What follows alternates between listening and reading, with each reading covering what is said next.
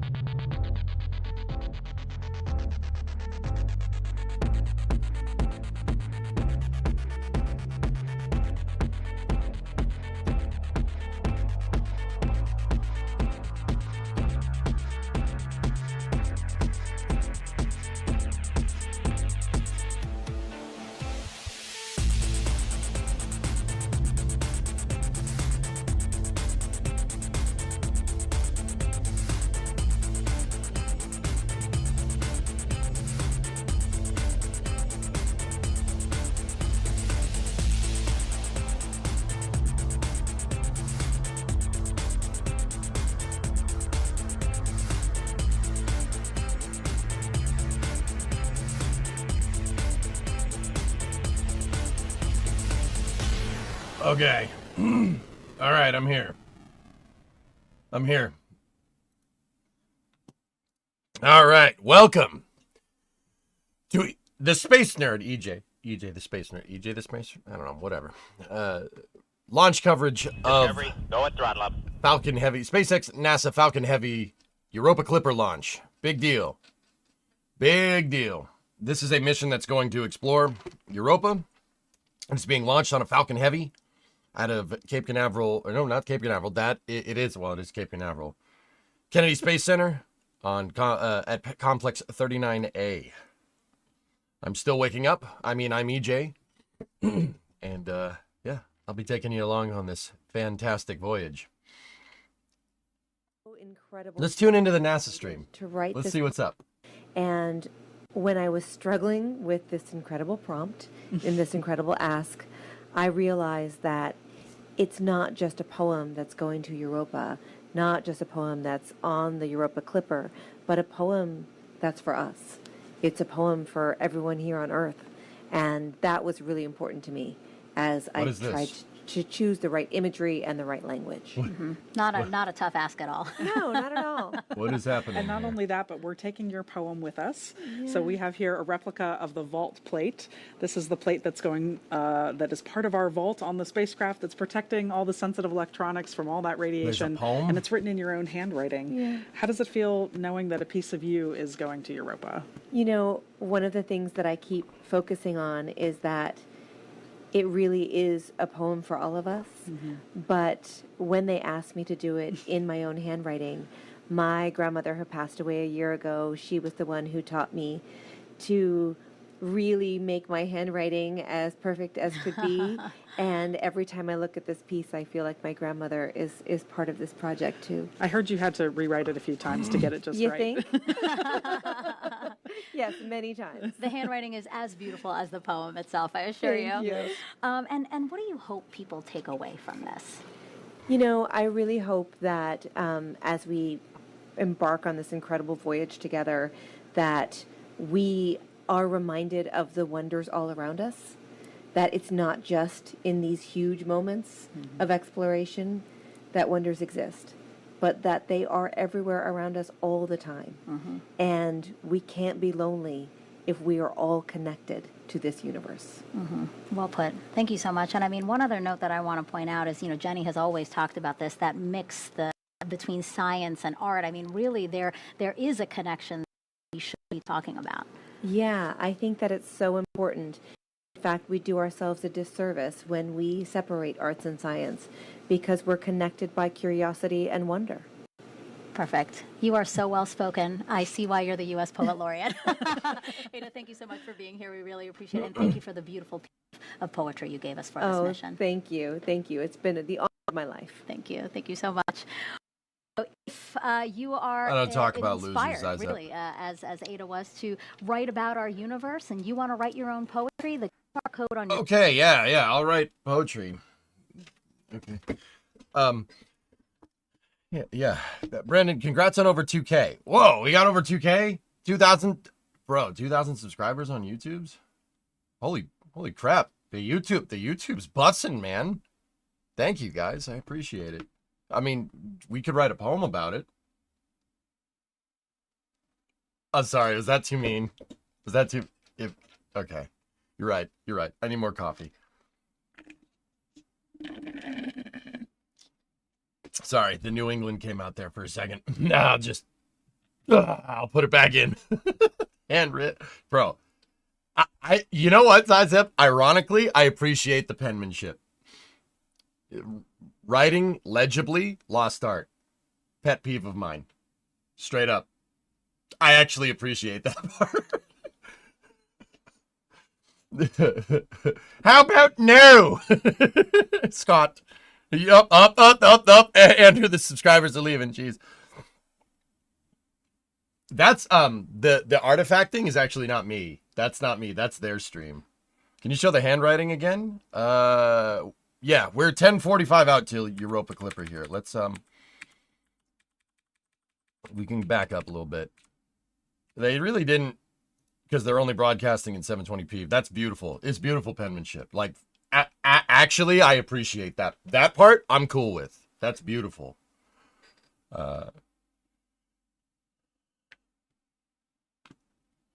Yeah, that part's impressive. Anyway. There's water underneath the ice. When you think Guys, about we're gonna water, run the ads Army is so covered nobody in gets craters, right? And so uninterrupted we talk about so covered many boats. Bodies in the solar system are that way as well. But Europa's surface is really different. There are some craters, but not very many, and that tells All right. us that is a. I'm gonna run the ads young so nobody surface, gets at least pre-roll geologically during the speaking, launch. and that begs the question of why. So Right. that was one of the avenues of scientific questioning that we had that led us to believe that there is water underneath the ice. right? So we know about Europa. Well, it is Jupiter's fourth largest moon and only slightly larger than our moon. It's really Brandon, fast forward.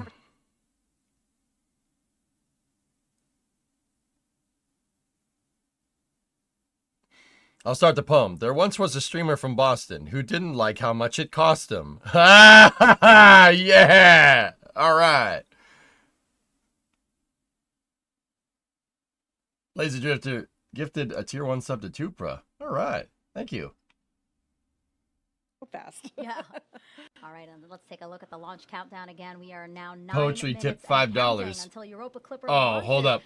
No news to speak right now. The weather conditions are I fantastic. gotta play that one. Your screen right there. Jenny, how are you And feeling? Hokie, thank you very much, I man. am just absolutely Yeah, hold on. buzzing. Houston, Tranquility Base here. The Eagle has landed. Just so Roses are red, excited to get violets Clipper are up into blue. space Can where the it Boston belongs. drink your Yeah, coffee super and let's fun cover for you space and the stuff? Clipper team, but this is Also a something huge that moment rhymes for with blue. astrobiologists and really the scientific community. You should be a poet. Absolutely. So astrobiology is kind of the study of how, life is distributed around. All right, so this is the Europa Clipper mission. Falcon Heavy here is poised at the pad at 39A, Kennedy Space Center, and they're going to launch the Europa Clipper mission to the moon, Europa. My brain just stopped working. I'm not gonna lie. I need more coffee. All right, so Europa is a icy moon it's out near Jupiter, if I'm remembering right. My brain is still not working, just to be absolutely sure. That's not me, by the way. The artifacting on the stream, that is awful. It's going to take 5 years to get there, and it's going to explore Europa. Europa could have a lot of water. Could have a lot of water ice on it. I mean, we know it does, but the NASA Twitch is better. Okay. Is this NASA Plus? No, this is the YouTube thing. Yeah, we should probably switch. Is it doing any gravity assists? It's not a direct transfer. No,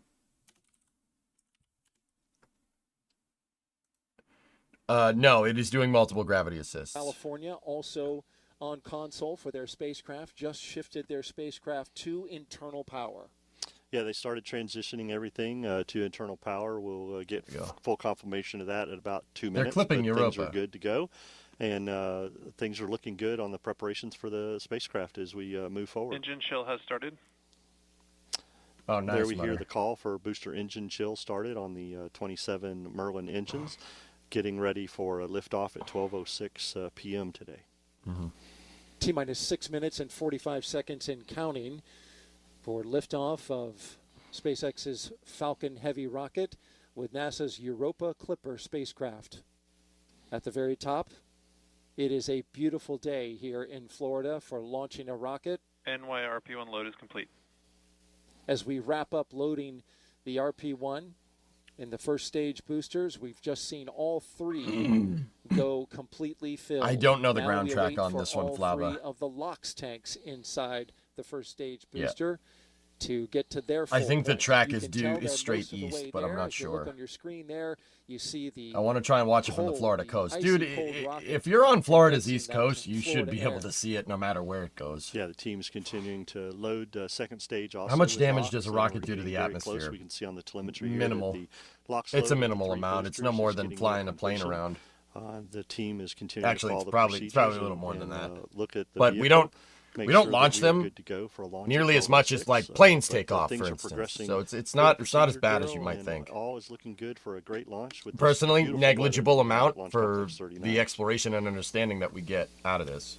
Coming up next, we are going to start configuring the tower, the strong back from the rocket. That happens in a little less than a minute.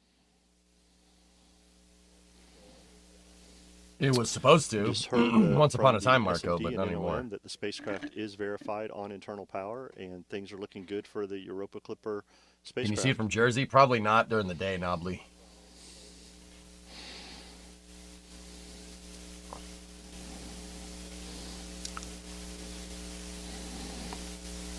We're also listening to the launch teams as they discuss the data coming in that they're looking at for the rocket. No, fully expendable mission, Teams continue Cubat. to follow the procedure, as I said, and A work, stark contrast the, to loading of yesterday. propellant, finishing up the topping of the three boosters and the second stage. As we mentioned earlier, the three boosters are expendable fully. They will not be coming back for landing today. SpaceX is getting the team ready. Nobody is on board. To launch this vehicle. Somebody was on board on this mission, Knobbly. They And ain't just coming heard the back. call out that the strong This is going to back take 5 years to get out to retracting. Jupiter.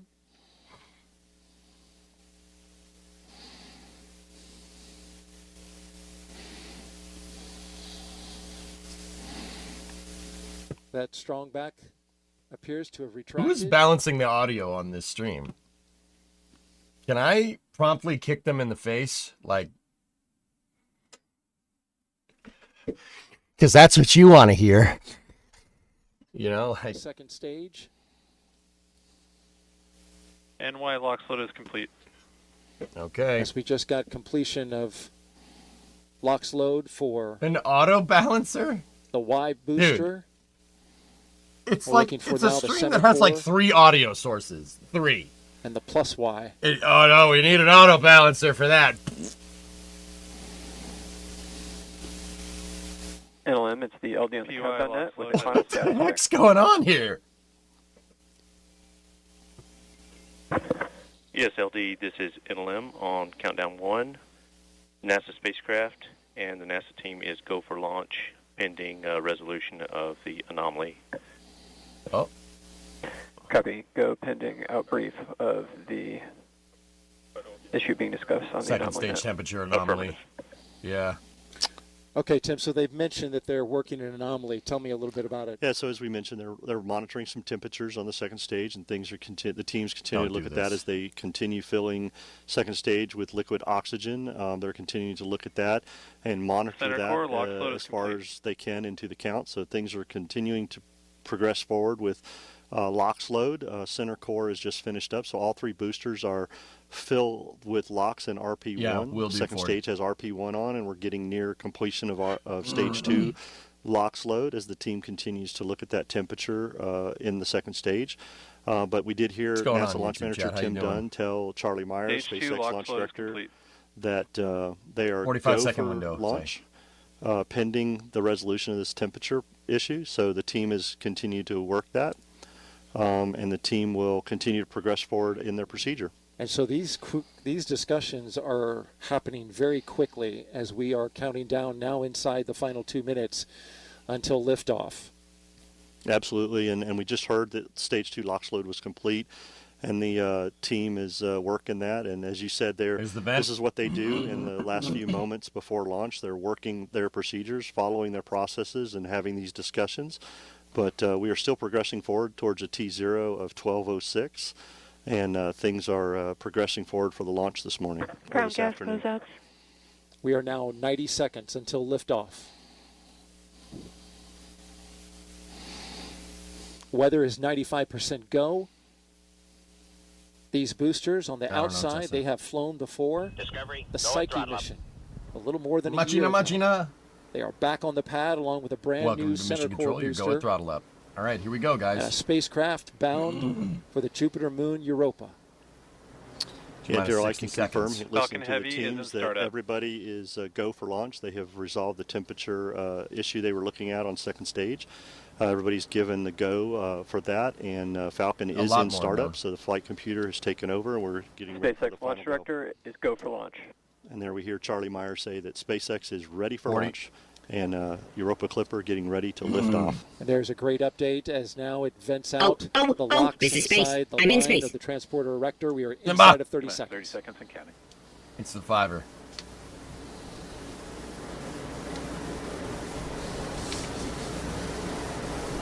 Minus 20 seconds.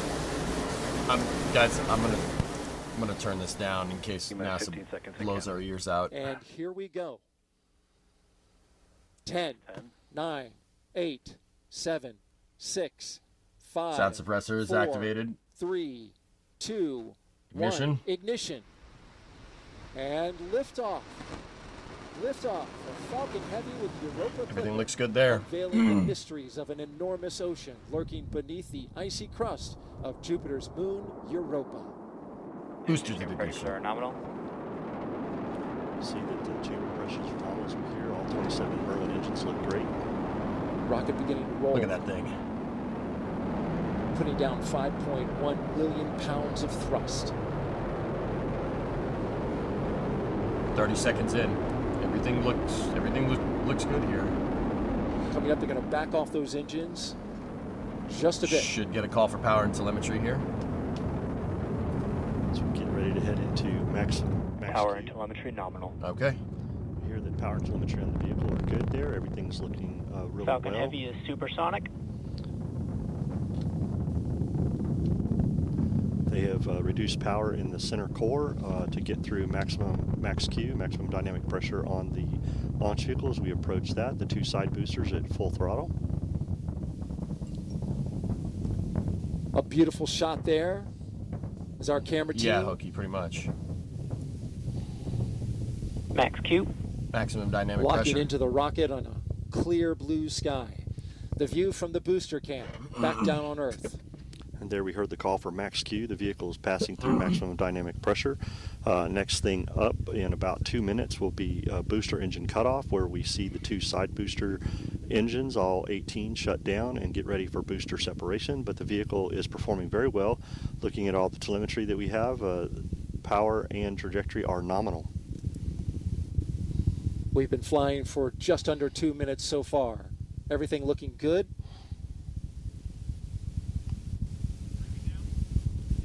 These side boosters, once they do their job, they will be expended. 2 minutes in. If you're familiar with the Falcon Heavy, you know looks that good. they bring the boosters back on certain launches, but not on this one, because all of the performance is needed to push Europa Clipper into its proper orbit. Do some keep it classy, dude, but I kind of agree. Things continue to look good as the Right? vehicle heads down its ascent phase here. Guys, NASA's making it really hard to All telemetry is looking put very any nominal useful for this flight commentary this into morning. this. They're not giving us any Falcon Heavy's numbers. They just performing very have well. dots. Like we don't have the velocity. We don't have nothing like that. So I'm just like, We're oh just yeah, about it looks 30 great. seconds away from separating those side boosters. Their engines will cut off first, then they will separate. Yeah, fully. MVAC is chilling. Okay. Starting to chill down that MVAC-D engine in the second stage. And that's where we need to get the engine chilled to the proper temperatures before flowing liquid oxygen and RP1 into it. So they're conditioning the engine to gifted make sure things are ready Artemis Tau. for when it's ready to Thank start you up. very much. Stand by for booster separation. Booster engine cutoff. Side booster separation confirmed. Yeah, baby. And there they go. Those 2 boosters previously flown on Psyche. This will be their 6th flight. We thank you for their service this morning. They did a great job of getting Falcon Heavy and Europa Clipper on its way as the center core takes over and continues mission down its ascent. Things are looking really good in the telemetry. Power and trajectory look nominal, and chamber pressures on the 9 center core engines look really good. And just a little more, 20 seconds from now, we'll get the cutoff of the main engine on the center core booster that remains. Even with all the power expending all 3 boosters, it's still going to 4 take seconds 5 after years that, and a we will gravity separate. assist to get out to Jupiter and Europa. Which Flying is, out over the Atlantic Ocean. just shows you the scale that you need to go if you really want to go beyond There's the a look asteroid from belt. inside. Like, you There need we go. a big freaking Stage rocket to 1 do that. Stage shutdown. separation confirmed. Here we go for And stage separation. From the center core. Upper Getting stage ready ignition. for MVAC startup, Oh, SES-1. beautiful. We're getting some applause here in the Mission Directors Center, and there you Everything see looks the good. MVAC-D engine lighting up. Next thing up in about 10 seconds will be fairing separation. NYPY FTS has saved. Could they do it faster if they The fairing use has super protected heavy or Europa Starship? Clipper on I its don't know, ascent maybe. up into space, but once we get into space, This we is don't the need that satellite fairing right here. anymore. There goes the So fairings. Separation confirmed. Fairing has separated, and those will Okay. be recovered, Daryl, by SpaceX's own recovery Back, ship, ramp Go over. Cosmos. And there you see them falling away into space. That is the only part of this rocket that will be recovered. Go at throttle up. The glow of the MVAC-D engine as it performs its first burn here. MVAC-D. This is about a What 3 motor minute is and that? 47-second burn. Things are looking great. Matter of fact, this is one of the shortest first burns that has been done on a Falcon Heavy by SpaceX, but it is required to get us into that parking orbit for that long coast that we have to get ready They're for the recovering those interplanetary fairings. They don't trajectory catch that, them, we're Jack. going to need to get Europa Clipper on its way that we heard Jenny. They actually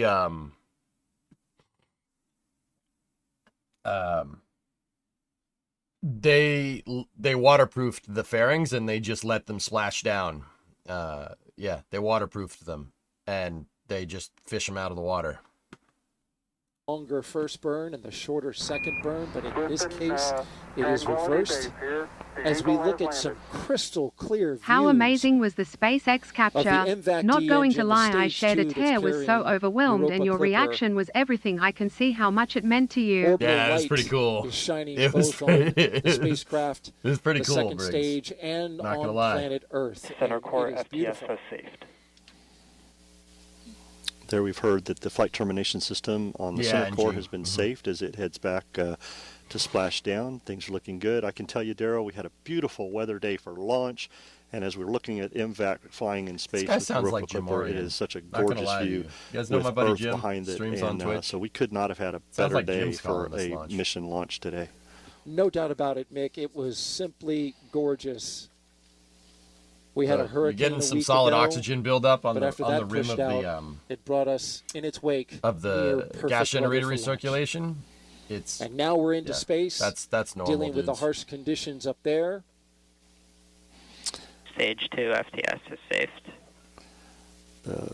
Stage 2 has made its way into space far enough away for us to be able to safe the flight termination system from a safety perspective. We're about a minute away from second stage engine cutoff as we'll see the MVAC-D shut down and get ready for a long coast. Crew 8 should be coming getting back. Europa Clipper into that parking orbit and on its way for the next firing that we will have, the second stage, number 2, to get it into that interplanetary transfer orbit that we need to get Europa Clipper started. So things looking very well this morning. We're about 30 seconds from that stage engine cutoff, which we refer to as SECO 1.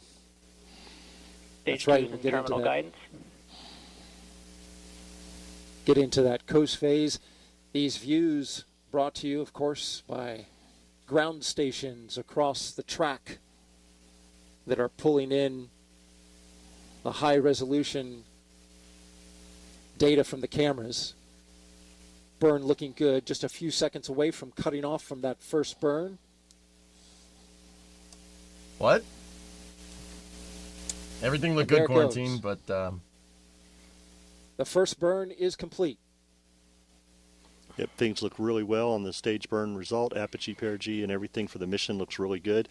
Engine we performance, wouldn't know. We don't have the very, telemetry in front of us. Well, because we have performance dots. by the second stage for this first No, burn. I'm not letting that go. And things continue to look good as we head into this long coast for this parking orbit. The ice mice are back. That's right, Mark. It's a long coast, and we'll hit that second burn. This is Kerbal. I'm telling my kids this is Kerbal 3. Long.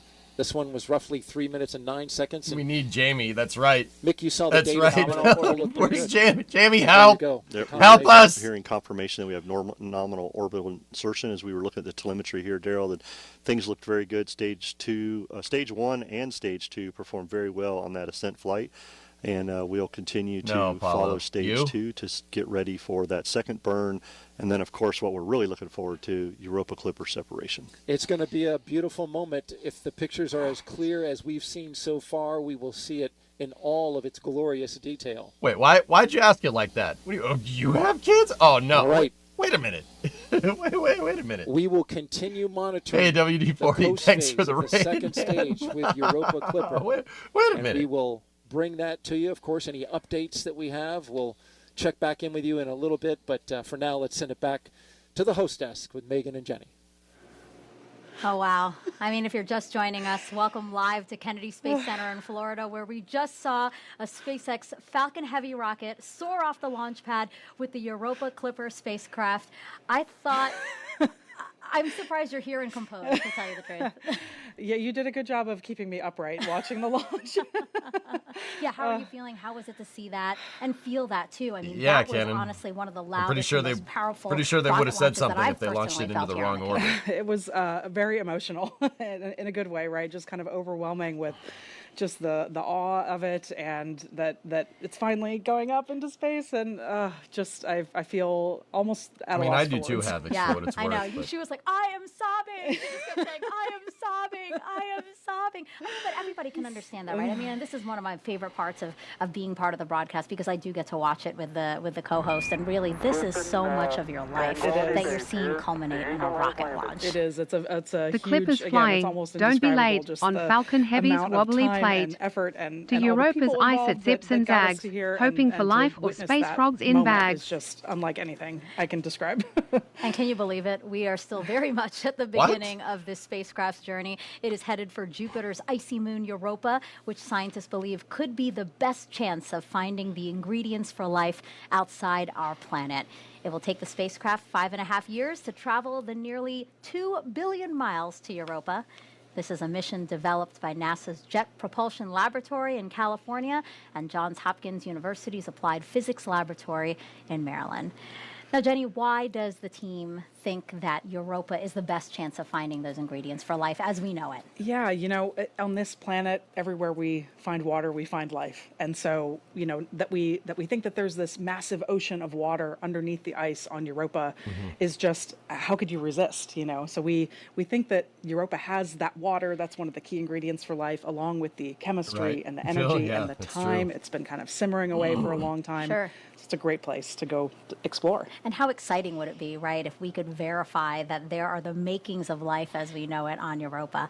So let's dig into the science that is going to make this possible. We have several ocean worlds in our solar system. And by exploring Europa, we're getting a taste of what these ocean worlds are like. Europa probably has beneath its icy surface a global ocean of water. We think there are thermal vents in this vast subsurface ocean. There may be primitive organisms there, similar to the original primitive organisms on Earth from which we all evolved. I just love Europa's surface. I think it's one of the most complex surfaces in our solar system. Typically, when you look at another planetary surface, it's covered with craters, just like our moon. Fish. I honestly There have no are idea. shockingly few impact I have craters. dots. So that means something is going on to erase the I have craters, dots. just like happens here on Earth, and on Earth we call that geology. One of the key questions right now that we have about Europa is whether or not there's plume activity. Plumes are one way that you can definitely get ocean material to the surface. We really need a spacecraft in the system that's watching Europa to see when those plumes are happening, if they're happening. Dippin' Dots. Europa It's the Clipper ice is cream orbiting of the Jupiter, future. and it's performing 49 flybys of Europa. Each time we make Thank a you, Thomas. flyby, 47 we turn minutes, 40 on seconds for all of SES2. the instruments at once. Okay, so it's going to Most coast of us the other know side. about cameras because that's what our eyes see, but there is a whole slew of other instruments on board Europa Clipper that expands our vision. We have 4 different instruments that we're really using to take images of Europa's surface. We have the visible wavelength, the near-infrared, the far-infrared, and the UV, the ultraviolet. We're hoping to see evidence of change, new cracks, new surface colors that indicate different materials maybe have moved around or come up from the subsurface. We have an instrument that can sniff the very thin atmosphere, the gases, and mass determine the spectrometer. composition Cool. with extreme precision. And we have another instrument that can tell us think the Bruno would kill composition me, of Hoagie. dust particles. We have a magnetometer and a plasma instrument that are going to be studying that magnetosphere environment that Europa is sitting in and Jupiter's magnetosphere environment. Cool. The magnetic field of Europa, in turn, can tell us about the properties of the ocean. How thick is it, and how salty is it? And then we have this novel ice-penetrating idea, radar big dog. that will try to get below the ice shell. Last but not least, we have a gravity experiment using the communication system of the spacecraft. And from that, we can get essentially a map of the gravity field. We can get the shape, understand what's underneath, maybe even get some information on the depth of the ocean. It's really a sophisticated payload. Cool. The pictures that we are going to get back are going to be just fantastic. The legacy of Europa Clipper will be just a treasure trove of knowledge about this world. Just to find an environment that is similar to the one from which life arose on Earth would really be groundbreaking. It would be awesome. We don't know if Earth is the only place that life got started, or if it's really common. And a really important way to get at that is to understand, is there life elsewhere in our solar system?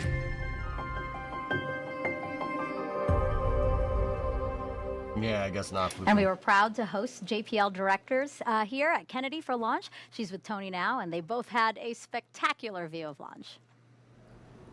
That's right, Megan. What a spectacular sight indeed. And like you mentioned, we have a very special guest with us, JPL Director Lori Leshin. Lori, congratulations first off on what a beautiful launch and now an exciting mission ahead. What a great day. We're so excited. Thanks to SpaceX for the fabulous ride.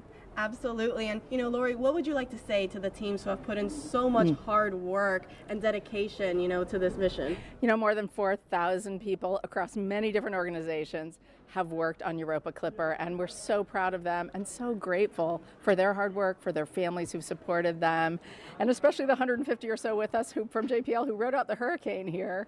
Thank you. Absolutely. And, can you tell us a little bit more about why planetary missions are important in general that we go and study? Well, it's really about who we are. Even though it's a robot we're sending out into space, it's a very human endeavor to want to explore the unknown, and especially to want to understand where life came from, how we originated, whether there could be other life out there.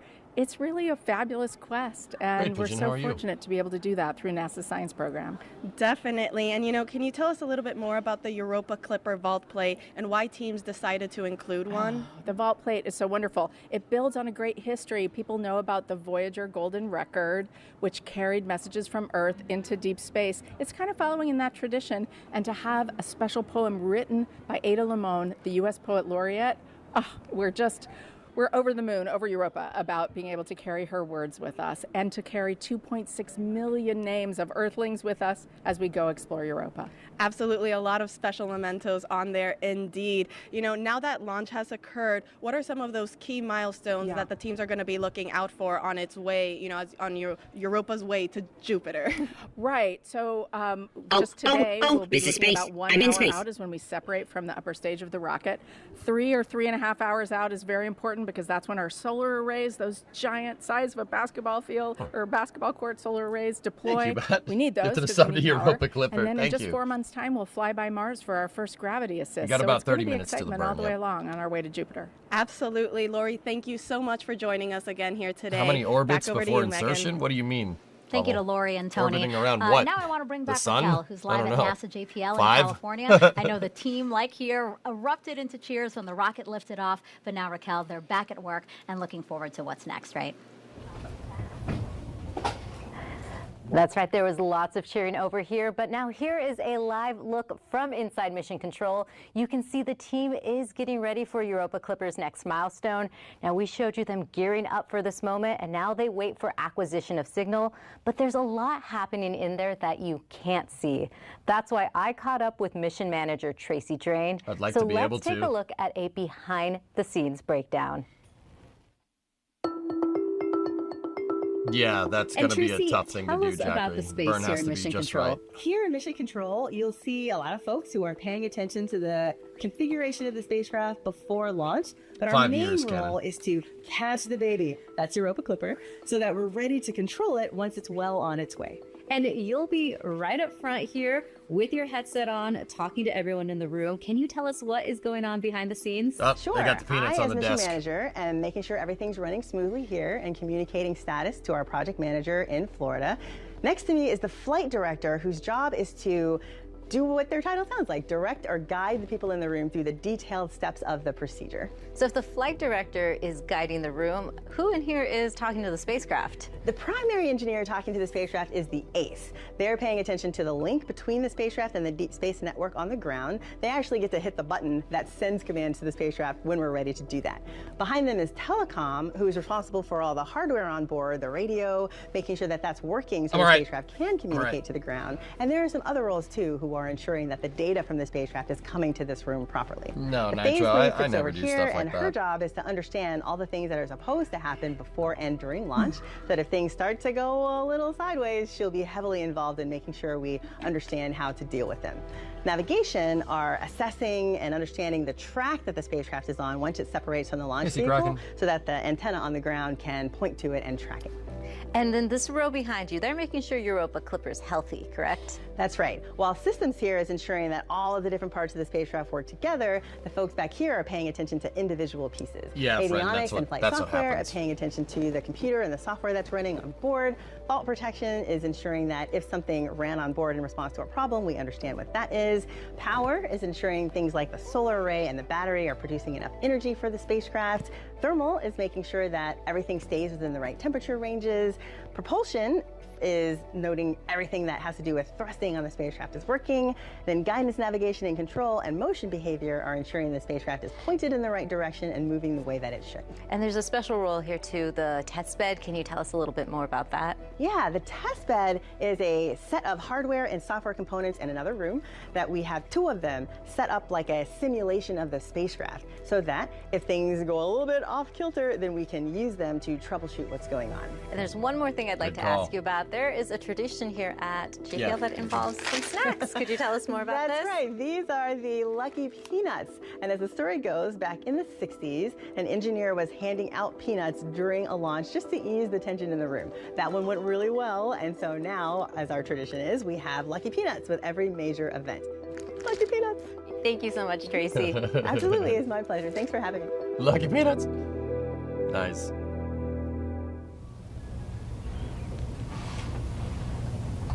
As you can see, Tracy is here now, and the entire Europa Clipper team are in high gear. This isn't the only room where the team is hard at work. Let's take a live look at an additional operation. And these are all the interns. This is where an overflow of the team is working. They're all going to notice they're on camera here in a and second. after launch. Megan, back to you. But none of them are going to Thank you so much acknowledge it for because they're that nerds. video and tour, Raquel, because it really was cool to see all the people, again, that is making this mission possible. And we have even more people for you all to meet. Take a look. Humans can be pretty smart, and we do discover a lot of great things, but there is still so much that we don't know. This is like one of the most exciting times to be working in space. I feel very fortunate and privileged to be supporting this mission. Europa Clipper is NASA's flagship mission to explore a moon of Jupiter called Europa. Here's our Europa Clipper spacecraft being built. How do you build a spacecraft to go visit a world that exists inside of this extreme environment? What we're looking for is what's underneath the surface. My name is Valeria Salazar, and I help put together all the hundreds of different components The only thing make up Europa they're bringing Clipper. back is the fairing Josh. My name is Jenny Kampmeyer. My name is Sarah Elizabeth McCandless, and I am an interplanetary navigator. I'm Deepak Srinivasan, and I work to make sure that we can communicate with the Europa Clipper spacecraft. And making sure that Europa Clipper makes its way to Jupiter safely. I work on Europa Clipper, helping science fiction it's a become big one. science reality. We're going to Europa to determine whether we have favorable conditions for life. Here on Earth, no matter what environment you're in, wherever there's water, we found life. We're going to investigate all those ingredients that we think have led to life as a whole. But to actually do that, a lot of engineering has to happen. There's no one person that is responsible for getting this spacecraft built, for designing our science campaigns. I'm helping enable solar system exploration, helping to enable exploration of the universe. We're doing some really humanity-changing science. It's a hard journey to get here. It felt like an impossible dream. For me personally, being an immigrant, I never really imagined that I would have the opportunity to participate in something like this. Just seeing it up here and knowing that it's going to be up in space, it's pretty humbling. Seeing it from its infancy to actual realized hardware, to get that on its journey to Europa, it's just going to be a wonderful feeling. It's been very motivating to see that a part of me will go to Jupiter. I'm contributing this tiny part of something that's going to help us understand better about our universe. We're going to be exploring literally the frontiers of life. Who knows what mission today is going to be that inspiration for the next generation. That's such an honor to be a part of.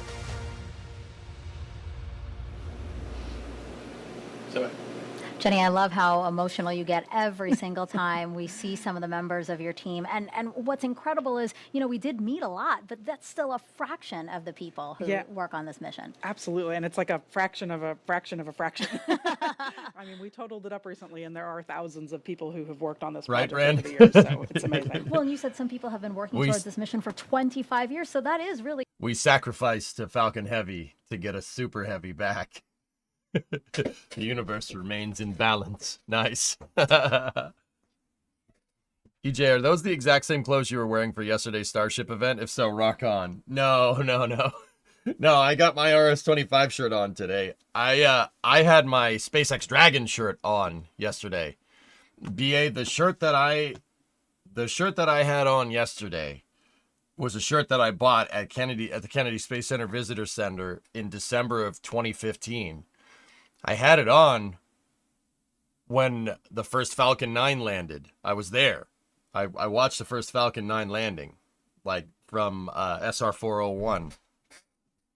And then, if you watch Das's video, Das has a video of the first Falcon Heavy landing, and me and him and a couple of other guys are there, and I have the shirt on again. And then yesterday, you watch Stream for Super Heavy. Yep.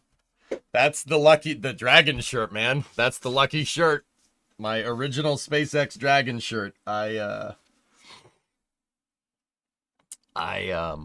wear that. I've worn that every time SpaceX attempts the first landing on a new rocket, and it worked every time. So yeah, that's my lucky shirt, dude. Pretty cool, huh? Did you see the shot from South Padre Island? I've spent the last You didn't growl yesterday. Oh, I did. The compressor blew it out.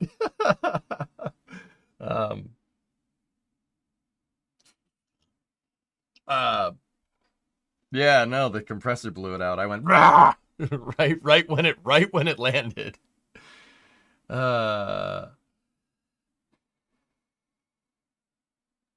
Absolutely, Mishu. Yep. You got to get one of those for Boeing. No, I'm good. You take care of that shirt then. Oh, I do. You have to update your background. Yeah. No. Give me a second. We'll go all the way through telemetry acquisition, guys, and then I'm taking the rest of the day off. So I'm not gonna lie to you. Basically, since yesterday, I've been doing whatever the opposite of doom scrolling is on social media, just looking at different footage from the catch. And I'm not gonna lie to you, it's still cool. I've been kind of watching the same footage from different angles on repeat for like the past 12 hours straight. Scrolling? Yeah, whatever the opposite of doom scrolling is, that's what we're doing. It's still doom scrolling? Is it though? Like, I'm like, oh, look, a different angle. Oh, this is great. You know, like, hope scrolling? No, Chaos. No.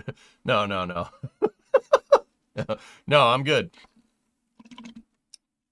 Cal, what's going on, buddy? How are you? Joy scrolling, blessed scrolling. I cranked the hog to it. No, I don't work on a farm, dude. You know what I'm saying? Anyway, back to Europa Clipper. Does a lot of the work for us. We also monitor everything that's being brought into the clean room. Everything is very tightly controlled. It's cleaned before it comes in, and we sample. I'm doing well, so well. I'm booster 12. Nice. We're sampling in 3 different directions, and each different direction gets a different face of this white. We want to give ourselves the best chance to pick up any bacteria that might be on here. Yeah. I've really done nothing since yesterday. I'm not going to lie, dude. Oh, that does remind me, dudes. Hold on. We have, I did have Drummer help me out a little bit. And, give me one second. And we have this here. Oh, wait, gotta turn it up a little bit. Hold on. Ready? That's the we have the so we have the sound effect. We have the sound effect, the ineligible, or inaudible screaming.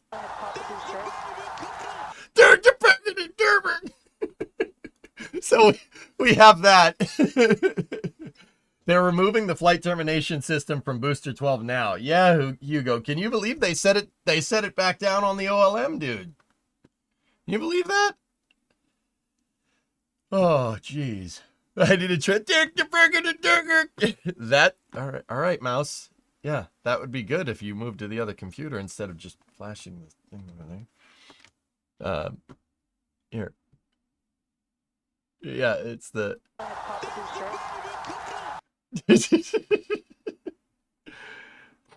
reusable flight termination system. That's right. Here, let's tune back into Europa Clipper. From right here at the Kennedy Space Center. I really thought they'd need alignment pins for that. Yeah, Spain. Me too. I guess not. And the umbilical's hooked up, so it is aligned, dudes, which is crazy.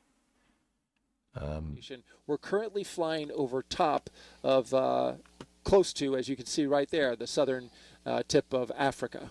Yeah, Daryl, the telemetry and Ascenta's coast is picked up by the ground stations across the globe, and we'll be picking up Use data that here for over shortly. 100 subs. One of the new things that we'll be doing with Falcon Heavy as we get ready to start up Stage 2 for its second burn, we'll be using the NASA TDRS network, the Tracking Data and Relay System, to be able to pick up that start of Stage 2 Vasia, that's once up there, that dude. comes about. So It's that's up the there. first time we'll be using that for Falcon Heavy, and things are looking great. Don't bless so the we are rains, it hearing might that we produce just more got hurricanes. AOS from our Cape Town ground station, and we were watching telemetry. It just came back on the screen, so Did you things just are make a looking rhyme, really Thomas? good. Data that has just popped up for the I do, orbital Andrew, yeah. coast looks good from a velocity standpoint and altitude. So I this know there's mission a mechanism, continuing to look Baron. good during this coast phase. Right, we've re-engaged. But that only again has our so much telemetry. movement, now dude. We can see exactly where the second stage is, and the spacecraft all is good now. And you mentioned going to fly under TDRS when we lose all ground stations. I've never seen a so Falcon we're 9, gonna but I think use a Super Heavy satellite spoiled to it. keep track. Discovery, go All and right, throttle so up. we're Yeah, I back believe online that. now, and we'll send it back to Megan and Jenny. Hang on. And we told you earlier how the spacecraft's sensitive electronics are in a special vault to protect them from Jupiter's intense radiation belts. This is a piece or a replica of a piece of that vault. And as we said, it has U.S. Poet Laureate Ada Limone's poem engraved on it. But also we wanted to point out this. This is a part of NASA's Message never in a not gonna Bottle be campaign. funny. Can you tell us about it? Yeah, so more than 2.6 million people signed their name onto Ada's poem So- and her message out. I was wondering what this is. That was written. I'll admit I had to look this up. I didn't know what this meant. But Poet Laureate. That's somebody that's appointed by the Library of Congress to write official poetry for the government, which is okay. That's actually kind of cool. That the Poet Laureate did that. Like, you know, normally I'm kind of like, it's a poem on a spaceship. Okay, but the Poet Laureate, that wasn't just any person. That was the U.S. Poet Laureate, like the Poet Laureate, which is pretty cool. That's actually super cool. Last, please. You know what? Nah, Tessa. Nah, I'm not going to. You just type it again. Yeah, her name is Ada. Yeah, Ada Limon, which is cool. That's actually super neat. I'll admit that's actually pretty cool.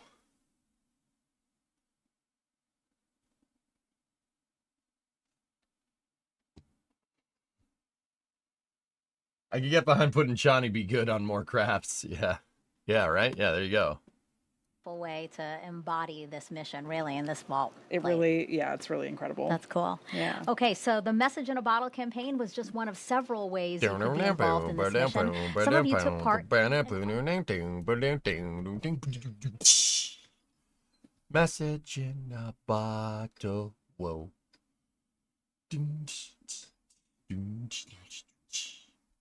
Message in a bottle. Sorry. I'm sorry. All right. So what a creative imagination. Kraken That girl. is what folks or this child is hoping to maybe see on Europa, right? Yes, and A mermaid? Wildest dreams. We hope we see things like that. A narwhal, yeah. Oh, this is really nice too. Cool. Yeah, look at that. So that's kind of showing our That's an our FGB. trip out to Europa, and I love that kind of side view of Europa, Earl? seeing the ice and the water underneath. That's Yo, amazing. my guy Earl You know, if did a you're home functional cargo watching block and over you're there. You saying, see "Well, that? I want to submit my You seen picture, that? my masterpiece of Europa Clipper." There's still time, so just take out your phone and scan the QR code now that you see on your screen.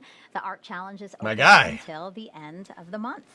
Did you put your name on it? I never if do you like that. to wear your love No. for Europa instead, let's take a look at some other photos now. That's Cygnus. No, that was a functional cargo block. That was a pretty... And this was part of NASA's Style Challenge #Runway to Jupiter. They look very happy to be wearing the mission logo. That's awesome. Those look like, I think, knitted or crocheted sweaters. Oh, wow. This is my Halloween costume. I can see that. I'm going to dress up as Jupiter, and you're going to be Europa and just run around me. That's great. Every 3.5 days, I'll run around you. Oh, and these nails are pretty too. It's always nice to see, ways that people can bring their excitement for this mission onto fashion or art or anything like that. Exactly, and connecting kind of their own creativity with science. Speaking of... Oh, yeah, and those yeah. nails, I feel like those are mine. Look. Jenny and I bonded, we did some co-host bonding, and we got our nails done as well. You see, they're meant to look like the ocean. So. That's right, a little watery blue marbling. Yeah, so I hope you also liked our runway to Jupiter submission for y'all to consider. And if you want to check out some more of those fashions, those Jupiter and Europa-inspired fashions, again, we have another QR code for you now. Trust me, there are so many more. What, Baron? You didn't get your nails done? Checking out that really capture Jupiter's swirls, Europa's get your nails done? glam, Why and not? exploration of our solar system. Why not? All right, and now we're going to go over to JPL. We have another update from Raquel. That's right, Megan. We're now taking a live look at another part of the Friends and Family event, this time in JPL's Von Karman Auditorium, where we saw lots of cheering during launch, and among this kid's getting at those claps right there. Of Al Kangahwala, That's how you deputy clap. Mission manager for Europa Clipper. Al is responsible for overseeing how the spacecraft operates, navigates, and stays on course during its mission to Europa, and he joins us now. Thank you so much for joining us, Al. Can you tell us about your role and the next few weeks for Europa Clipper? Hello, Raquel. Sure, happy to. Along with Tracy Drain, we take turns in early operations. Yeah, I saw that shift by level. I shift, saw it. As you were mentioning, ensuring the health and safety, not just of the flight system, but of the mission operations engineering teams that are making this all happen. Looking ahead past today, we have many activities ahead. We're going to be performing characterizations, deployments, and checkouts of the subsystems and instruments. Some will be required prior to our first trajectory correction maneuver in about 3 weeks. You want to eat a stick of dynamite? Characterization part one. Baron, whatever you do, just make sure you put some hot sauce on it. You know what I mean? Will be performed after that. Very, That'll very put us chewy. kind of near the end of the calendar year. You gotta have some After kick that, to it. we'll be performing a flyby of Mars on March 1st, 2025. Don't mess with dynamite. Speaking of flybys, Europa Clipper will have flybys of Earth and Mars. So how does that help it reach its final destination, Jupiter? So we use planetary flybys to perform what you would consider to be like gravity-fueled maneuvers. The slingshot effect you get by flying by a planet or a moon gives us essentially the ability to add energy to the spacecraft trajectory and to put the trajectory in a more optimal direction. Yeah, it's going to So to bounce get off to Jupiter, Mars. we'll perform flybys of Mars next year and then one of the Earth in December of 2026 prior to arriving at Jupiter in 2030. Of course, once we're in the Jupiter system, we'll be performing many flybys of Galilean moons. And you can think of every flyby of Europa as not just a scientific opportunity, but an opportunity to tailor and craft the trajectory to set up the ground track for the next flyby. Come on back so now. Tell us about that. Like once it reaches Jupiter, what will the paths look like? Oh, that's cool. So after orbit capture, we'll be proceeding with a series of Galilean moon flybys to reduce the size of the orbit, the capture orbit, to one that's more in resonance orbital with mechanics, Europa's baby. orbit. So about 11 months cool. after orbit capture in April of 2030, we'll perform our first Europa flyby in March of 2031. And by around Memorial Day weekend that same year, we'll be in full swing performing flybys about every 3 weeks. Well, very Al, thank happy. you so much for your time. Happy Oberth Megan, noises. Back to you. Now, Europa Clipper is carrying 9 science instruments on board, and they all came from all across the country, as you can see on the map on your screen. Yeah, isn't it amazing? There are just all of these institutions around the country that contributed instruments to the payload, and I'm so glad they did. Again, very much a team effort. So now we want to take some time to walk you through some of those 9 instruments, and we have the first 4 on the desk now. Yeah. Walk us through these, Jenny. Absolutely. So we're going to start over here. Okay, so the this one, one? yep. So that is our ICE instrument. It's actually 2 instruments, and it see it, another piece. Yep, that's our wide angle camera, and then the larger piece is the narrow angle Bro, camera. look at those prints, And these though. are basically going to give us those beautiful Turns out color, OU was a high pretender. resolution photos of Europa. Cool. The next one Wait. here is eThemis. This is our thermal imager. So this is kind of like cool. our pair of night vision goggles. It's going to Okay. help us see spots on the surface where the ice might be warmer, Dude, where those water are might be really seeping up good from 3D underneath, prints. making that ice melt. Oh, awesome. Yeah. And then these two instruments, this is MISE and this is Europa Seriously, though, UVS. I guess And these I'm are in two of the our middle of spectroscopy something, instruments. man. So let's talk a little bit about spectroscopy. This isn't on topic. I'm going to So be a little take this, upset. we're gonna do a little demo here. I So love yeah, that. hold that. I'm Okay. gonna hold some of these rocks. Okay. So before you turn that on, Okay. these look like rocks you might just Regular rocks. yeah In my find backyard. find on your backyard, find on a hike. They're white, Older they're style gray, there may be a little bit starships. of brown and black On speckles in top them. of the booster, But Tessa? I what don't know, happens when maybe. you turn on that flashlight and take a look at them again? Oh, whoa. This one Yeah. is bright yellow. This one's bright green. Oh, and this one's like red. Isn't that amazing? So what's happening here? Yeah, so spectroscopy is basically studying how light interacts with objects and how it may tell us a little bit more about what is going on inside of that object. So looking under visual light without the flashlight, it looks one way. Right. But when we put UV light on it, like Europa UVS will do, it can help us see what the rocks are made of. Wow. And so that's what both MISE and Europa UVS are going to be doing in the infrared and the ultraviolet parts of the light spectrum. It's really amazing what you guys can do from just imaging. Like you're not landing, again, this is not a mission that's landing a spacecraft anywhere, but look what you can figure out just by pointing a camera. Exactly. By Or light. pointing a camera and using different wavelengths of light, we can understand what things are actually made of. And that's really incredible. Wow, I'm really glad you showed this because Yeah. again, it's nice to see the instruments as they are, models here, but like to see the science in front of us immediately. That was really cool. Thank you for that. Awesome. So again, these are just some of the 9 instruments that Europa Clipper has on board. We're going to show you the other 5 after we head back out to Tony, actually. So Tony, the Europa Clipper mission was developed with Johns Smart Hopkins tech. Applied Physics Laboratory. That's awesome. That's right, Megan. And joining us virtually is Guys gotta Bobby change the Brown, camera. head of John Hopkins APL Nope. Space Exploration Nope, Sector. not the right head. camera. Bobby, can you tell us a little bit about where you are and how you and the teams are feeling at this moment? Yeah, well, good morning. There you yeah, go. I'm standing here in the Mission Support Area East, which is one of 2 mission support facilities. One's at JPL, that's the primary one, and then we have a facility here Bobby! in Laurel, Maryland as well. And I'm standing here with members of the operations team who have been plugged in all day and are part of this mission. That's amazing. Congratulations to you and the team. And in your mind, what makes Europa Clipper so unique? Europa Clipper is among the most special of special missions that we do in planetary science. The science itself is amazing. It's something that's been in work for 15 years. The spacecraft is huge. It's going to a destination that you could really just dream of. You know, think about the moon, but the moon, you know, our Earth's moon, but with twice the volume of water that we have on the Earth. And our spacecraft's going there to explore. It's a very large spacecraft, very heavy spacecraft, and of course soon our magnificent solar arrays are going to deploy. These solar arrays are 100 feet across. So this is the largest, most significant planetary science mission of all time. That's right. And can you tell us a little bit more about APL's contributions to this mission? Yeah, well, a mission this unique actually took the best of the folks at the Jet Propulsion Laboratory and at the Applied Physics Laboratory working and learning together. This mission took the best of all of us to get this done. Here at APL, we've been responsible Sorry, for Nick. the propulsion module and the communications electronics and antenna Sorry, man. that are part of that module. The propulsion module is about 10 feet tall. It's about 2/3 of the height of the overall spacecraft.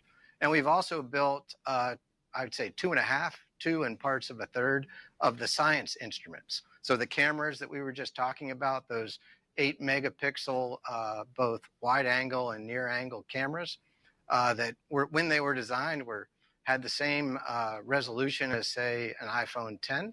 You have Those the were Jim designed stare down right here at perfect. APL. They're going to be able to zoom in on Europa to a Hang on, I factor wanna of listen to 5 this. greater than what we've seen on past missions like Galileo. We also built the PIMS instrument, which is one of 2 instruments that's looking Come at on, the get that magnetic off the field screen. and the plasma surrounding Europa. It's going to tell us a great deal. Together, they will tell us a great deal about the ocean beneath the icy surface, And then with JPL, we worked on the MISE instrument, which is that spectrometer that you were just talking about in the previous segment.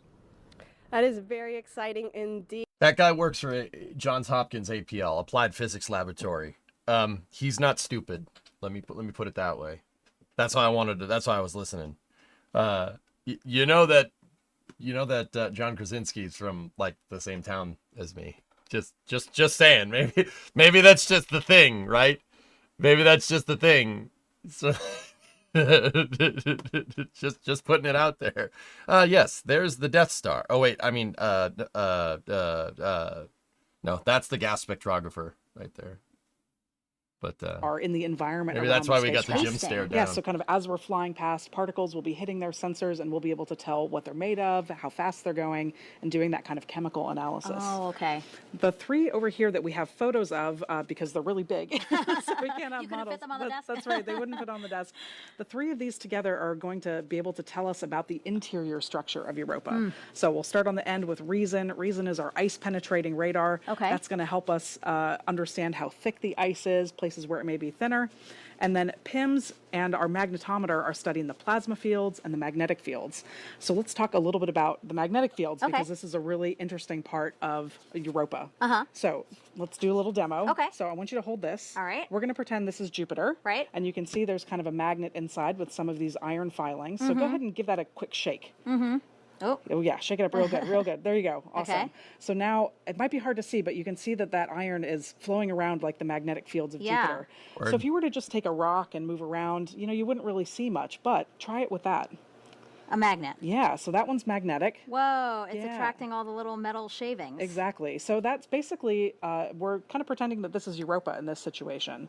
So the way we discovered that there was an ocean underneath the ice is because there was a little bit of a wobble in the magnetic fields. And we were able to infer from that there must be some sort of conductive layer underneath the ice. I see. And so if Europa didn't have that conductive layer of ocean, we wouldn't see this kind of interaction with the magnetic fields. Gotcha. So our magnetometer instrument that we have on the payload is super, super important. Awesome. Thank you so much, Jenny. Yeah. All right, so we've been following along with the Falcon Heavy second stage as it continues its journey out with Europa Clipper. So let's head back to NASA's Daryl Nail and Mick Waltman for the next operational milestone. You know what? Yeah, that's right. We're getting ready to relight the second. Okay, they're coming up on second stage engine start. You know what I just thought would be a really good idea? We need to find a way to make brain rot STEM content. I don't know how that's going to work, but it could work. We need brain rot STEM content. Because I see what they're trying to do. They're trying to get kids involved. Like, whoa, the magnet works. Like, I see what they're trying to do, but no. It's not mutually exclusive. It's only mutually exclusive if you let it be mutually exclusive. 3 minute and 21 second burn at the second stage. If you're familiar with the amazing views that we have at this point, then you know that we've got the camera on the second stage. However, we are some telemetry would be great. Not expecting to see that view for this particular burn, and there's an important reason for that, and that is because we've been on ground stations leading up into this point, but for the duration of this second burn, we are pulling data through the TDRS Mayor, you're probably right. TDRS network, a legacy satellite system in geo orbit that is going to help us out fill in the gap so we can at least pull down the important telemetry. Yeah, there you go, Rod. You're right. Yeah, we're seeing. There we go. We're seeing the telemetry coming through, and things are looking good on the telemetry. And, but as you stated, we can't process that video through there from that aspect, and things continue to go for this burn. Yes, the TDRS system covering 90% of this burn too. TDRS, of course, standing for Tracking Data and Relay Satellite Network. 90% of the burn will be covered by TDRS. It's in the bottom right. But it's a much lower data rate. I have no idea what you're talking about. Station. It's roughly on the order of 20 kilobits per second. If you compare that to your home internet connection, it's the pipe is about 5,000 times smaller. Yeah, we have to choose what data we send. So we want to send the vehicle telemetry so we can see what's happening from a stage 2 velocity and altitude, and bandwidth for video takes up a lot more, so we opt to get the launch vehicle data, and things continue to look good for this burn. Anyone who has downloaded video onto their phone knows about bandwidth. You got to have a good connection. You got to have a cell phone that's on a wide connection in order to download pull down tons of video. videos So we will onto not my have phone. video for any part of this second burn. Also, the spacecraft team is not getting any of the telemetry being pulled down because... You guys are going to give me again, crap as you said, for there's a wanting to high do brain priority rot stem? on And the you're going to let that communications fly? about where that rocket Hey, you guys got stage any is. games on your Yeah, phone? absolutely. And this burn continues, and we're about 30 seconds away from the end of this burn, and we'll see how things continue to move. But we're watching the telemetry here, Daryl, and you can see that the acceleration of stage 2 and velocity continue to increase as stage 2 is performing its job to get Europa Clipper into its orbit.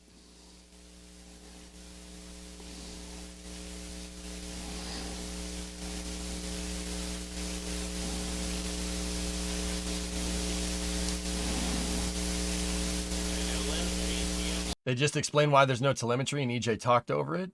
Yep, there's your acquisition of signal right there.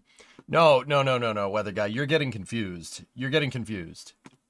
Yeah, see, there's your ground station handover. There's the reacquisition of signal. I'm talking about not having dots on the screen. I get why they don't have telemetry because they're in a ground station handover. But also at the same time, where's the orbital numbers? SpaceX has these on every Starlink mission. Why don't we have them here? No. We have dots. You see? Dots. And then the commentators keep talking about getting great telemetry. To Megan and Jenny. All right, it's been now about 51 minutes, nearly 52 minutes until since launch. Our coverage is going to take you through separation Don't get confused. and You're getting the first possible signal from the Europa Clipper spacecraft. Let's head back over to JPL, where NASA's Raquel is somewhere new to tell us about the Deep Space Network. Yeah, Megan, this is a wider look at the Space Flight Operations Facility at JPL, where NASA operates the Deep Space Network. This powerful system is able to communicate with spacecraft traveling beyond the moon. And joining us today is Amy Smith, the Deputy Project Manager for the Deep Space Network. Thank you so much for joining us, Amy. Thank you for having me. So your team is waiting to hear from Europa Clipper. Can you tell us why the Deep Space Network is so important with establishing communication with spacecraft? Speed. Yes, so the Deep Space Network is part of NASA's Space Communication and Navigation Program. And it is the critical link between scientists and mission controllers on the ground and more than 40 missions that are exploring our solar system and beyond today. So the Deep Space Network is made up of 14 very large antennas strategically located around the world. We have a complex here in Southern California, one outside of Madrid, Spain, and another one in Canberra, Australia. Canberra. And those are about equidistant around the world, as you can see in this graphic, so that wherever your spacecraft is, when it needs to communicate to Earth, it can see one of our Deep Space Network antennas. So with the Deep Space Network, we can send commands to our spacecraft, we can collect all that amazing science data, and we can even collect navigation data so that the teams know where their spacecraft is. Yeah, and what is Europa Clipper doing right now, and which location do you expect to establish communication with first? Yeah, so the radio on the spacecraft will turn on about its separation and start warming up and sending a downlink signal back to Earth. And we have antennas at our Canberra complex, which are set up right now and waiting for that signal. And then after that, what is your team doing to prepare for signal acquisition? Okay, be quiet. So these... Yep. Okay. Only showed it for a second.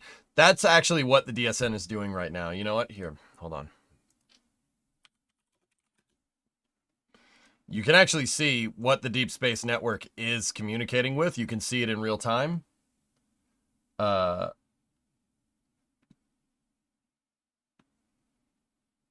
See right here. So you have a couple of different dishes. These are 70 meter dishes right there. So 63, 14, and 43. And you can see what spacecraft they're actually communicating with in pretty much real time. 55 here in Madrid is communicating with OSIRIS-REx. 53 at Madrid is communicating with Parker Solar. 63, the 70 meter, because you need a big antenna to get to Voyager 1, is communicating with, well, Voyager 1. You need the big one because it's a long way away. Goldstone in California, Goldstone 14 is Psyche. And then over here you have the Advanced Composition Explorer right there. This, you can see all kinds of cool information. You can see the azimuth of the dish, elevation off horizon, and you can see what they're communicating with. Once Europa Clipper gets out past TDRS, the Tracking Data and Relay Network, they'll use the DSN. Actually, they might use the DSN right after separation. It could be either one. That should probably... what is this one? Yep, there you go. Canberra 34, Europa Clipper. They're going to intercept it as it flies over Australia here, which should be... It's actually over it right now. You wouldn't know, though. Success. We want to thank you for keeping us It's the updated dish. and That's right. inspiring our students to dream big. Good luck today. That's just so heartwarming and amazing to hear from them. And I know they're all watching. So, yeah, thank you so much. Yeah, that's wonderful to get That's to hear great. that. Hi, Tiffany. Thank you for that. Yes, thank you. And we have one quick one from Instagram. If life is found on Europa, what will be the next steps? What does this mean for future missions? And I'll add on to that. What would life look like possibly? Yeah, so, again, we're not a life detection mission. We are not really looking for like a biosignature of something that says like systems. I can't put my finger on it because right? all the But stuff they're we are saying gonna is right. assess its It's cool. And if we find that this is a place that is habitable, the hopeful next step is that we would send a landed mission, that we could go in the future and actually land on the surface, take samples and all those things. All right, let's go back to Daryl and Mick right now. Very much. And what the hell's going on there?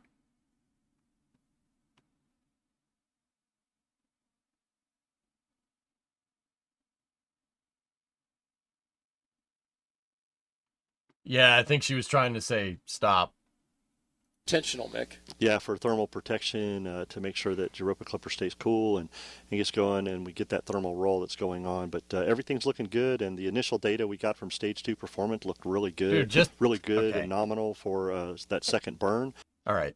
As a commentator, if you're in a live cast like that, you don't signal over the table. What are you doing? Under the table. Do it down here so no one can see what you're doing. What are you doing? If you need to communicate to your other commentator, you can't say anything under the table. Under the table. Stop. Stop it. See? I'm waving my hand. Don't do this. You see, that's you communicate under the table. That's what the table is there for. Oh, jeez. And the picture of Europa Clipper on the front of the Stage 2. Things continue to look good as we see the altitude of Stage 2 continuing to increase during this coast, and the velocity is ramping down into a steady state. Things continue to look very good, getting ready for separation in roughly 5 minutes. Now we are having that video signal. Let DOS do it. I'll be disappear. camera basic. We need an SF in on doing this. that thermal roll that can cause signal fluctuations, right, Mick? They're getting there. It's not the worst we've seen, to be 100% honest with you. I just wish SpaceX would commentate on it. Great data so far as the vehicle continues to perform well. We really want to be locked in at T plus 1 hour and 2 minutes and 32 seconds. That's the current time that we have for the separation of the Europa Clipper spacecraft, and that is a big moment, and we want to be able to see that because, as we've seen in some past NASA missions, it really looks impressive to see that spacecraft going off into its destination. Yeah, and this being the largest planetary spacecraft that we've built, it's just going to be very cool to see this separation and go. And we heard Jenny and some of the team talk about it, but it just blows me away, the 30-meter, fairing of the solar rays. Wish we could see that and all, but this mission is just so excited, got so many people behind it, and we are just looking forward after this. So during the Apollo era and during the shuttle era, NASA did have PAOs. They had public affairs officers, but the public affairs officers were providing live commentary, and sometimes that was with newscasters. Like sometimes but the PAO would, in the past, would basically just say what NASA's doing. They'd be commentating on the ground loops, right? That's, guys, when I'm doing professional casts, right? When I'm doing that, that's what I do. I repeat and I talk about what you're hearing on the loops, and try to explain what they're saying, etc., etc. It's really hard to do that with dots. I'll be honest with you. It's really hard for me to do anything with this. They're not really giving me anything here. But whenever I do this, I try to work like the old school NASA PAOs. That's always been modus operandi for me. That's how I work. I try to make it old. I try to go old school because I think that's what people want. This is way better than Blues coverage the other day. Yeah, exactly. There's definitely worse. Does the DSN give us full 360-degree coverage of deep space at all times? Yes, it does. That's why you have triangulation, Jack. The 3 deep space network tracking stations are kind of a third of the way around the circumference of Earth. So it gives you overlap. Yeah. Believe it or not, the convergence distance between the dishes and the way they set this up is the convergence points between the 3 ground tracking stations happens right at TDRS. Believe it or not. So that basically makes it so every spacecraft is covered, no matter where it's going. It'll always be covered by TDRS if you have a blackout, because the blackout's at close range because they're using a parabolic dish, right? So they're using a dish that's shaped like a bowl, right? When you do that, you get a converging signal, right? And you can modulate your power to set the convergence of the signal. I'm not the best at RF, I'll be honest with you, right? But long story short, there's a little bit of a blackout area like in low Earth orbit, and that's what TDRS is there. TDRS is there to fill that area, believe it or not. Less than 30 seconds away from separation. There you see the Europa spacecraft, those massive solar panels that you were talking about all stacked together. This is a big moment for the program, for NASA, APL, and JPL. Let's watch.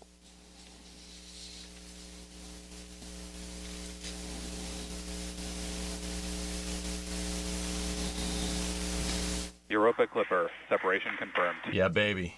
And there you go. NASA's Europa Clipper probe, embarking on a long-awaited mission to study Jupiter's icy moon Europa. It'll be back in 2 years. And what a sight, Mick. That is absolutely gorgeous, Gerald, to see Europa Clipper on its way. Successful deployment from Stage 2. Falcon Heavy performed very well today. Teams behind us are clapping and enjoying. That is a beautiful picture. Via the video, we can see that Clipper has successfully separated. Please say goodbye to Clipper on its way to Europa. Now that voice you heard just there is the Europa Clipper flight director, Pranay Mishra. He's with the mission support team. Okay, all stations, we are waiting for sign of initial acquisition. Again, Telecom will confirm when we have carrier lock, and DDM will let us know when they see the first packet down. You can see the second stage. They're looking for a lock with Clipper right here orbital sunrise, fully Canberra 34 by the sun coming over the Earth. And as you just heard the flight director say, they are now going to be monitoring for an acquisition of signal. Yeah, one of the first things the craft does after spacecraft separation is turn on its antennas. Obviously, it's on internal power, like it's not being powered by the upper stage. It's kind of in a standby mode until it gets the deployment signal, and once it does, they'll lock in. And once again, the DSN, this is DSN now, Deep Space Network now. You can go right on here, and you can see what's communicating with what. So, Canberra in Australia, this is Canberra 34. It is a, I think it's a 30-meter antenna, close range for deep space. That's because it's still close to Earth. They're going to try to lock into its signal here. And you'll see this going on when they got a signal lock.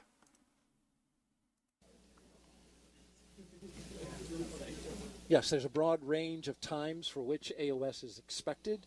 Give me 1 second, guys. Flight GNC. Go. Just wanted to comment from the video that we could see that the sun was on the neg-Y side of the spacecraft. There were very low visible separation rates, and the negative Z-axis was pointed at Earth, so this should be favorable for comp. Copy, GNC. Thank you. An acknowledgement from the team that that sunlight could help things out. They're looking to warm up the amplifiers. Go, Phase. Sorry, I missed the session IDs for our SA sessions from GDS. Can you or GDS repeat those for me? We did not call them out on net yet, but there are 5 session IDs that it will cycle through, so just a note.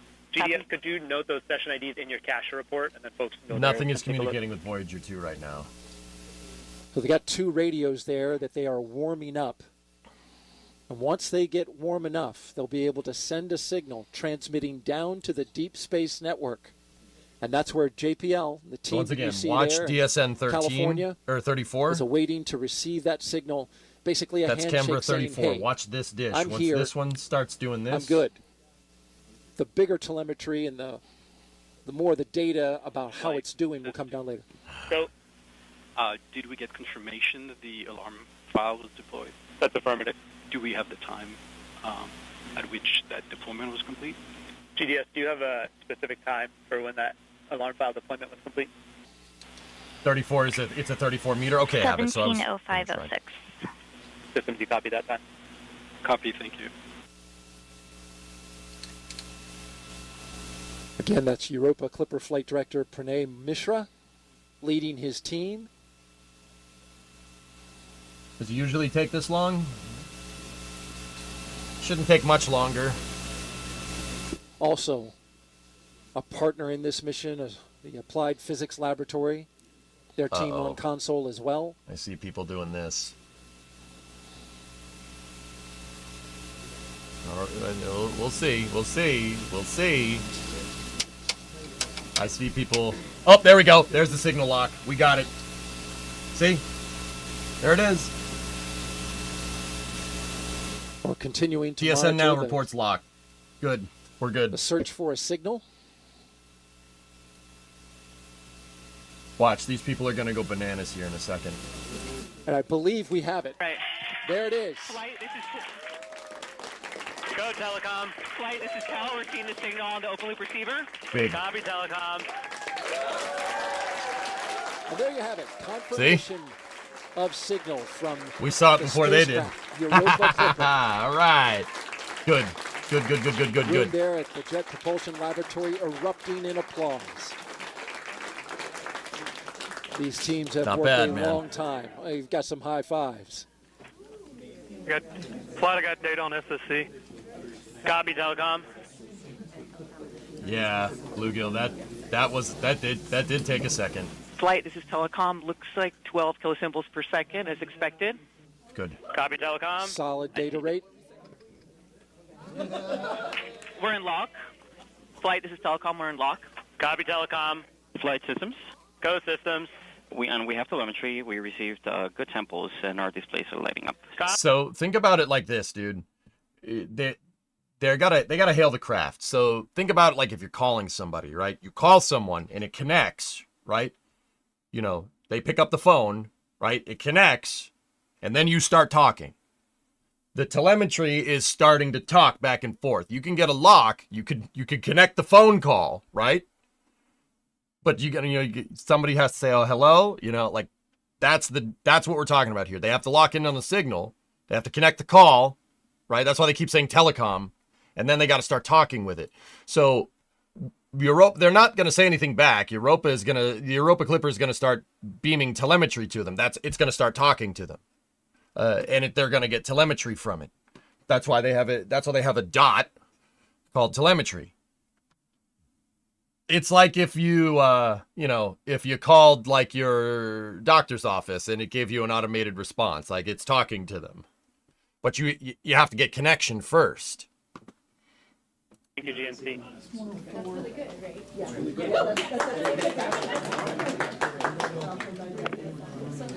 It's the noisy bit of using dial-up internet. Go FB. Yep. So the particular condition about both branch failing venting does not trigger a monitor, and we have no indication that anything tripped, so it just moved down to priming. Can hear you, Sammy. Copy.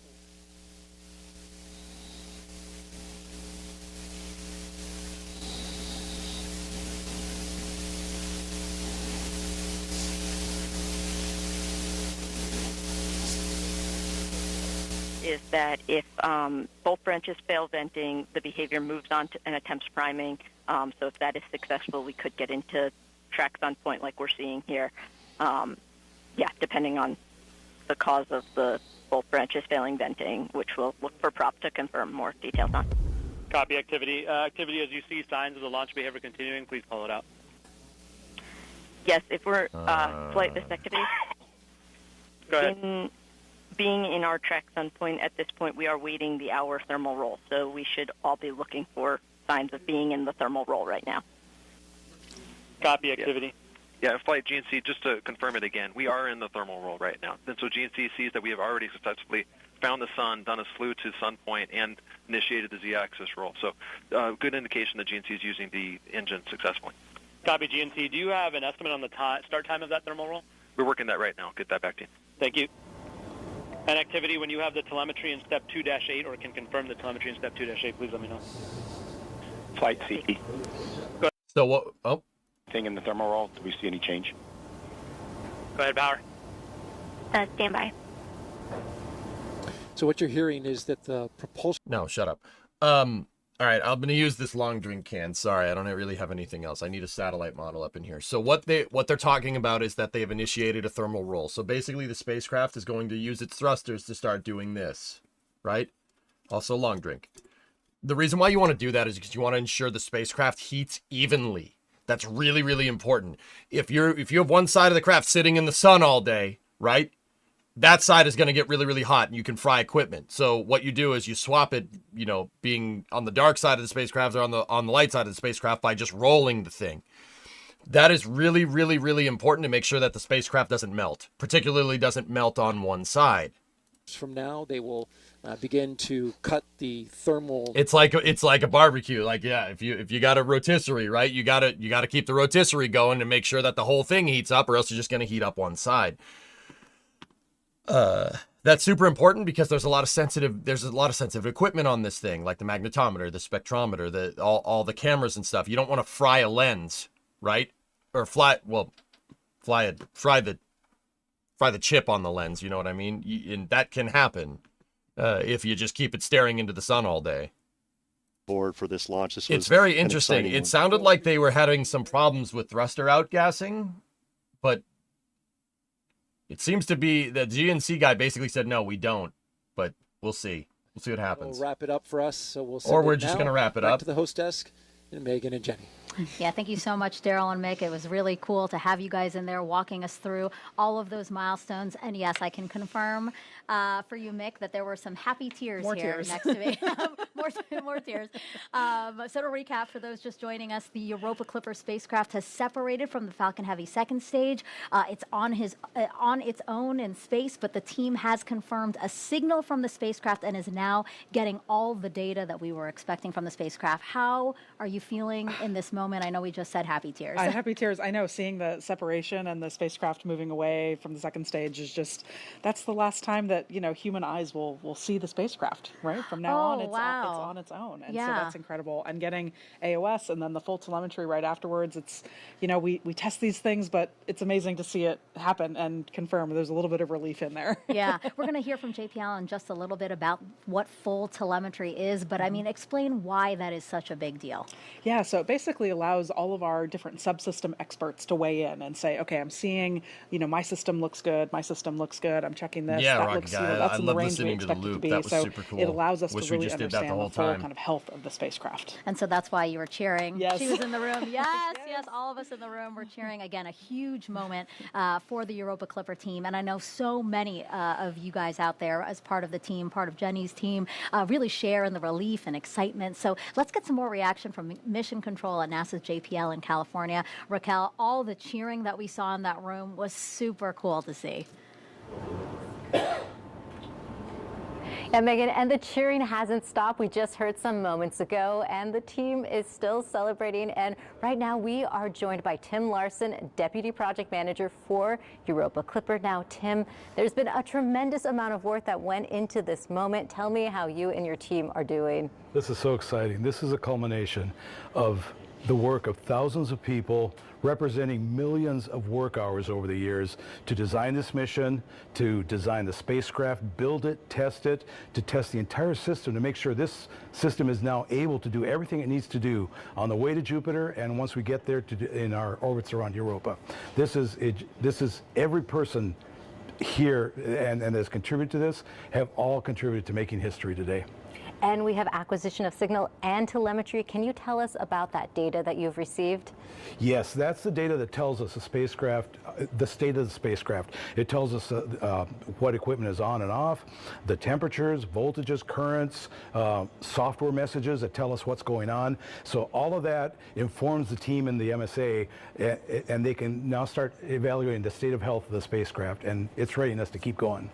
And we're celebrating now, but there is still a lot of work ahead. Can you walk us through what the next few weeks look like for Europa Clipper? Yeah, this is going to be a busy time for the team because now that the spacecraft is flying on its own, we'll go through a series of activities where we check out every bit of equipment on the spacecraft, make sure that every subsystem is working as it's supposed to, and then we'll start a series of activities checking out the instruments on the spacecraft. And we have a couple of key deployments that come up right after that, deploying the boom for the magnetometers and deploying the antennas for the radar instruments. So it's going to be a busy few weeks.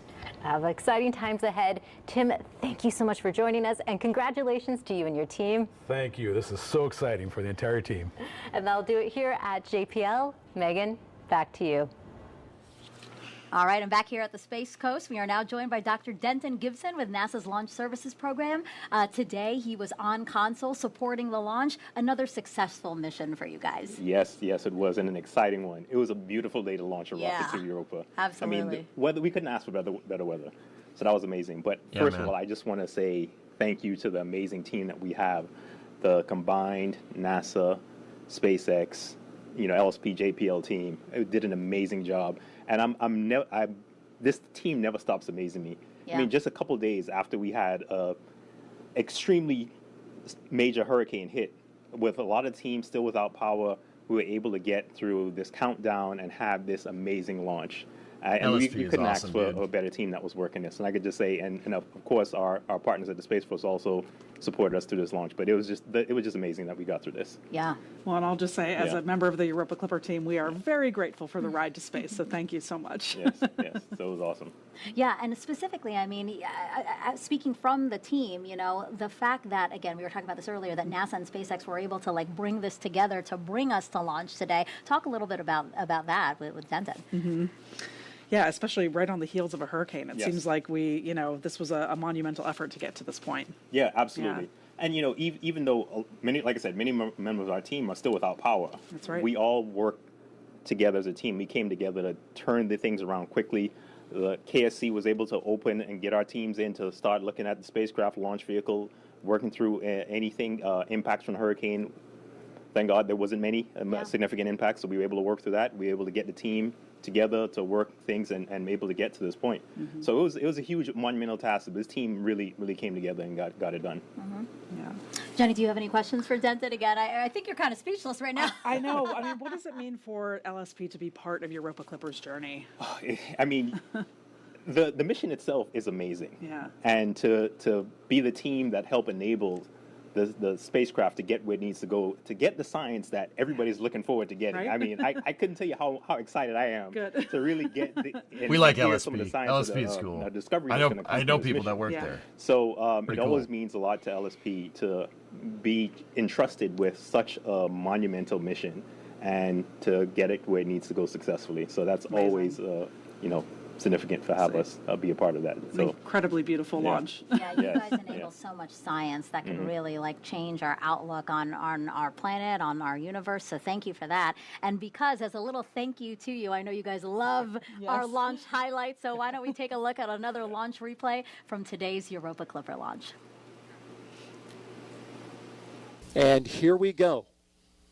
And here we 10, go. 9, 8, 7, 6, 5, 4, 3, 2, 1. Boosted ignition.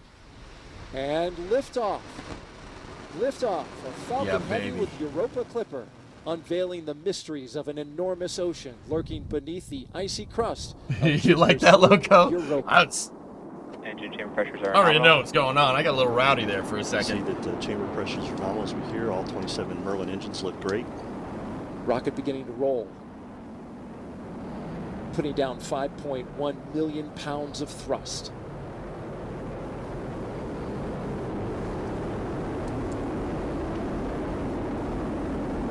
Coming up, they're going to back off those engines just a bit. It really is an aesthetic rocket. It looks real nice. As we get ready to head into maximum Power and telemetry nominal. Yeah, that's come. The water jets probably are a little bit delayed for a Falcon Heavy, so they don't spray water on the booster. That's a replay. They have reduced power in the center core Hey, to Pat. get through max Q, maximum dynamic pressure on the launch vehicle as we approach that. The two side boosters at full throttle. I feel like Jenny couldn't really watch that video because she was going to Nope. start breaking down again. I'll watch it later.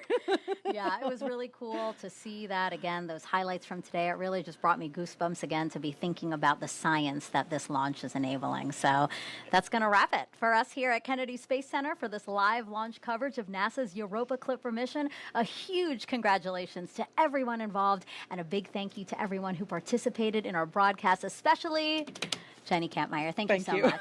It's been so fun to be here, and I just love this is the start of our journey of exploration, scientific discovery, everything we're going to learn from Europa. It's just amazing. And again, this is huge for astrobiologists around the world, but really all scientific disciplines can really gain something from this. Absolutely, and it's going to change our understanding of kind of our place in the universe. If this is a world that could support life, what does that say about other solar systems that may also have worlds, like Europa? So you got to wait 5.5 years, though. I know. How do you feel about that?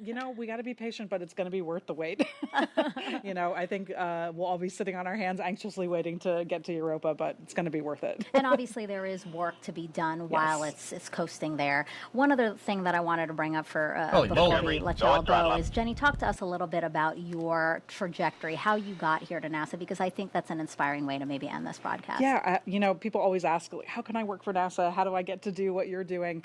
There's a lot of different paths. My path was a little bit non-traditional. I started my career as an adult as a musician. I was a classical musician and orchestra librarian for a bunch of years. I went back to school for engineering, and now I'm here at NASA. And it was actually watching a launch that kind of kicked me down that path. So if you're out there and you're thinking, I want to work for NASA one day, just go down the path that you want to go down, and you can get there eventually. Yeah, and we're so lucky to have you. Thank you so much. All right. And if you want to continue to follow along with this mission, just scan the QR That's code pretty cool. on the bottom of Good your for screen. her. I promise it's the last one. This one will take you to europa.nasa.gov. Together, we will discover the mysteries of both Europa and our home planet. Have a great day, and go Europa Clipper. Nice. T-minus 10. I've never been more excited about the possibility of discovery. I've always said that launches are the best outreach. Yep. Yeah, it's weird. Consider we didn't see a lot of that during this cast. Just putting it out there. Launches are the best outreach, dudes. It's true. You can sit there and you can tell people how cool a launch is till you're blue in the face. Or you can just launch something.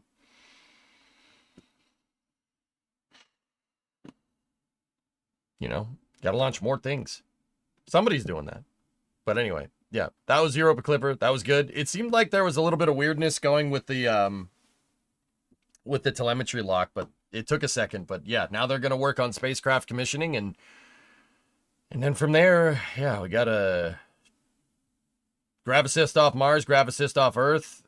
That's gonna take about 2 years, and then in early 2030, it should get out to Jupiter. Pretty good stuff. Pretty good stuff. Europa Clippy. That's right.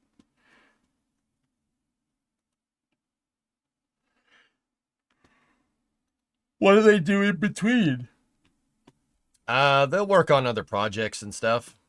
Have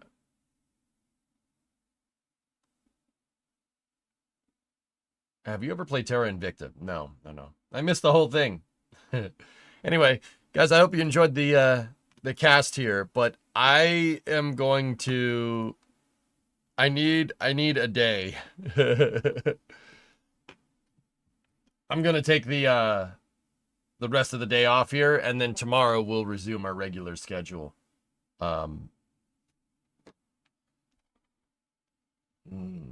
Tessa, I want to spend some time with my wife, you tone-deaf plonker. Anyway. Yeah, I basically didn't have any weekend time to spend with Bree, and I want to go spend some time with Bree. So, are we back to Satisfactory? Yes. We will play Satisfactory tomorrow, and we have all the reference pictures that we need from the Reach campaign. Yeah, we should be able to do some pretty special stuff.